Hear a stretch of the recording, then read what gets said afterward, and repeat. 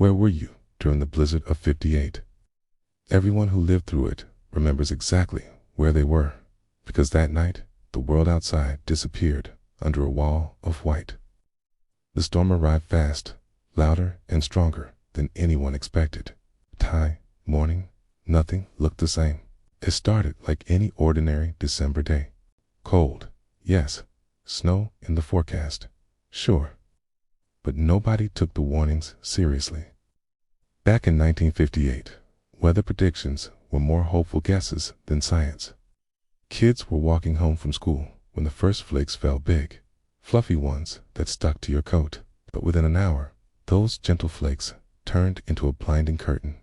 Wind roared down every street. Snow piled up so fast that cars vanished right where they sat. Parents hurried home from work, the flickers of their headlights swallowed by the growing storm. Lights in houses began to flicker. And by dinner time, entire neighborhoods were completely snowed in, cut off from the rest of the world. For the first time that anyone could remember, everything stopped. The buses, the schools, even the factory whistles that marked the rhythm of daily life went silent. Phones barely worked, the lines crackling with static. Roads completely disappeared under a thick blanket of snow. You couldn't even see your own mailbox from the front porch. And yet, no one panicked. Families gathered around their radios, listening to crackling voices announce closures, rescues, and updates. Each broadcast made the storm sound even bigger and more powerful than what they heard just outside their windows. But instead of fear, people felt something else, a strange calm. Because if you were home, you were safe. And everyone prayed their neighbors were safe, too. That night was about more than just the storm. It was about the moments that we never forgot. Some fathers ventured out into the blinding chaos, not because they had to check on the older couple 2 houses down or help the Johnsons dig out their front door before it was buried completely. Every street had its hero that night. When the power inevitably went out, families lit candles and oil lamps. The flickering light cast long shadows on the walls, and for the kids, it felt like the adventure of a lifetime. Parents tried to pretend it wasn't getting colder, pulling blankets a little tighter. Old board games came out from the back of closets. A dusty deck of cards got more use in one single night than it had in years. At some point, the storm reached its absolute peak.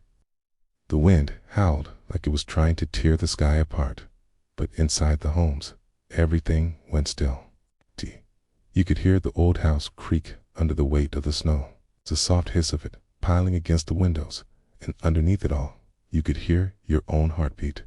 That kind of profound silence, punctuated only by the fury of nature, stays with you forever.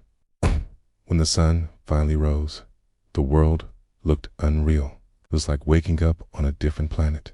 Snowdrifts were taller than cars. Front doors were completely buried under several feet of snow. Kids, full of excitement, started climbing out through windows because it was the only way out. Laughter echoed across the newly sculpted landscape. Neighbors shouted across their yards, laughing like children, a shared sense of wonder and relief in their voices. People checked on one another before they even thought about digging out their own steps. Coffee was shared over fences made invisible by the snow. Shovels were passed from one hand to another. For that one morning, the whole community moved as one, a single unit working together to reclaim their world. Ask anyone who lived through the blizzard of '58, and they won't talk about the cold, or the broken fences, or how long it took to clean everything up. They talk about each other. They talk about how the storm brought people closer, how neighbors became family for one unforgettable night. So let me ask you, again, where were you during the blizzard of '58? What do you remember? The cold, the candles, the laughter, the way the world stopped just long enough for people to truly see one another. Share your story in the comments below, because nights like that deserve to be remembered. Thanks for watching.